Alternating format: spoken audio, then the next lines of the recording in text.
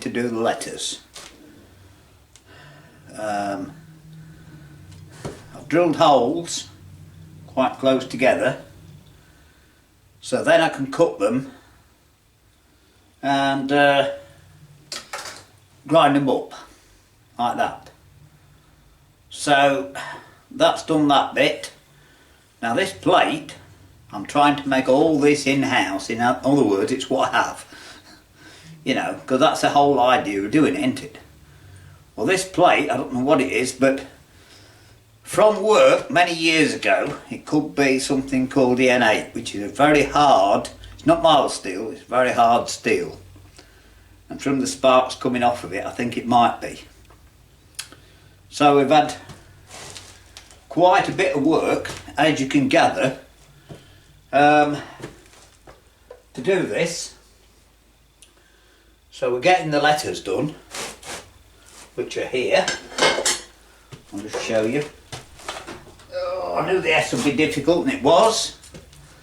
But we've got something that looks like an S shape, doesn't it? And I've got the N nearly done. And I've got the E partially done. And look there, you can see they're quite thick. It's got to last a lifetime or two, innit, hopefully. So what I have to do now, well, not today, but it's still, when it's more civilised out, it's still in the minus, but there's the S, look. And what I have to do, that's the cross, and I'm going to weld the letters onto the end, like that. So when we get in the middle, about there, I'm just going to weld that onto there, like that, you see. And just pick another one at random, the N of course. I've got to make sure I get it right way up, haven't I? The N will go like that. I've got the camera zoomed in a bit, so I'm going to stand back well, but something like that. So just to give you an idea. Now the other bit is the base of it, right, to fasten it. And I found this, a really nice thick chunky bracket with 3 holes in. So if I cut that off about there, somewhere like that, that will go, let me get the hand out of the way, that will go under there, look. I can weld that on there, and there's 3 nice screw holes already in it. So that's that bit done. What else have we got done? I've got everything done actually. I've just done this, just ground that up, well, with the flat disc. And here's the tube that I've got. Keep going back miles, haven't I? Just zoom the camera out. And that will go in there and spin round, you see.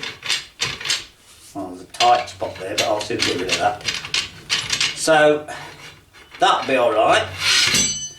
Then, of course, I've got to fasten the Weathervane to it. Just, sorry, let me zoom the camera out, not in, I always go wrong way, don't I? You know me now.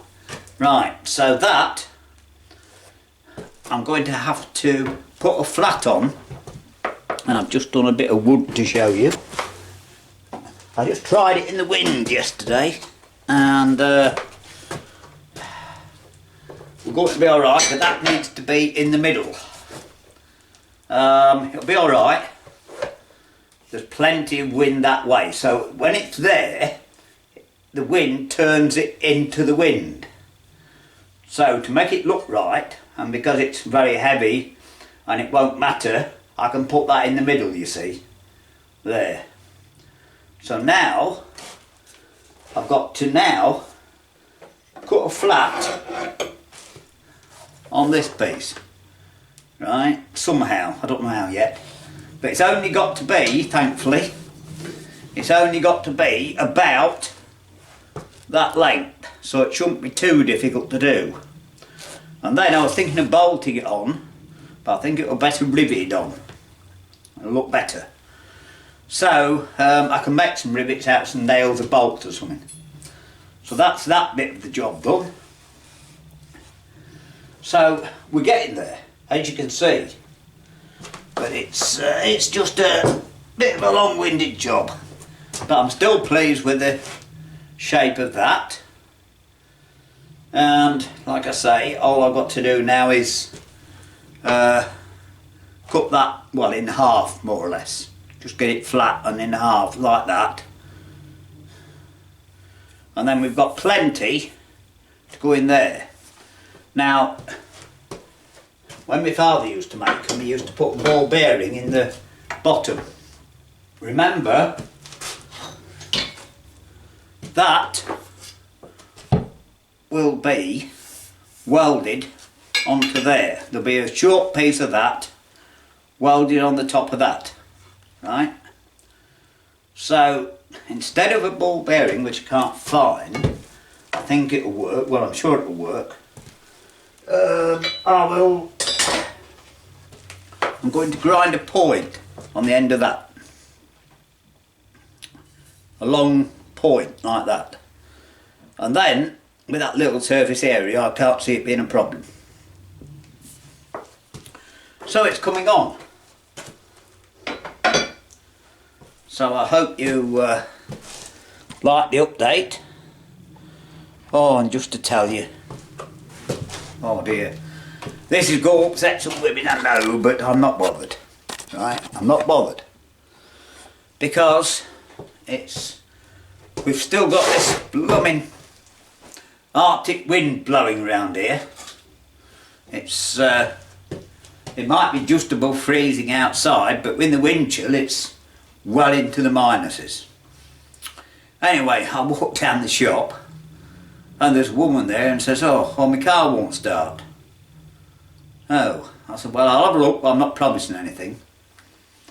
Anyway, I had a look and another chap who was in a delivery van came up and he had a look as well.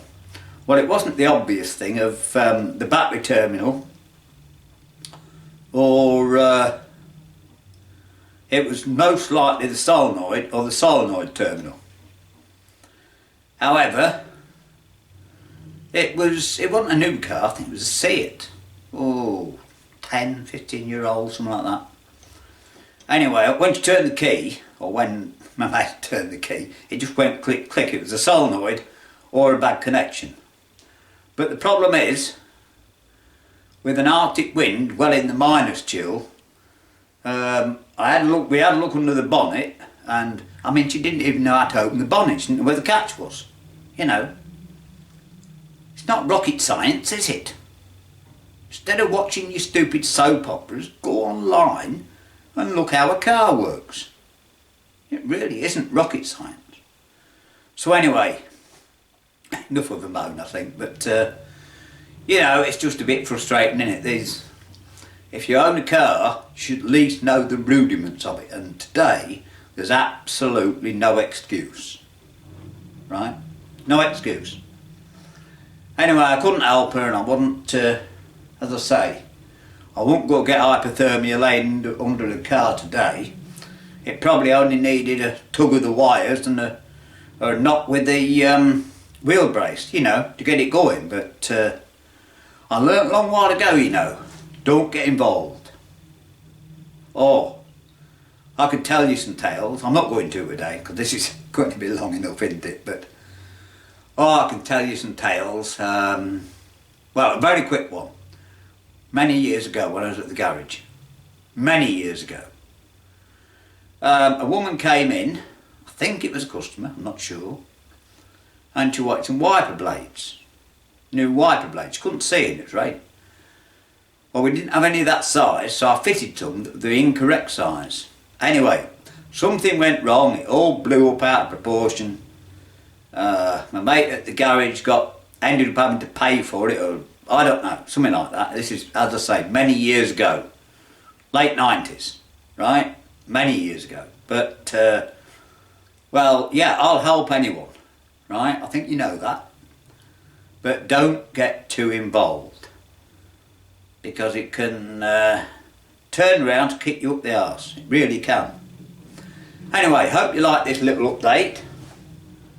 And like I say, I'm not going out welding today, it's much too cold, but tomorrow it's supposed to be a bit nicer, so hopefully when you next see it, the Weathervane's got to be finished. Hopefully. We'll see how we go. Have fun in the sun, everyone. In a bit.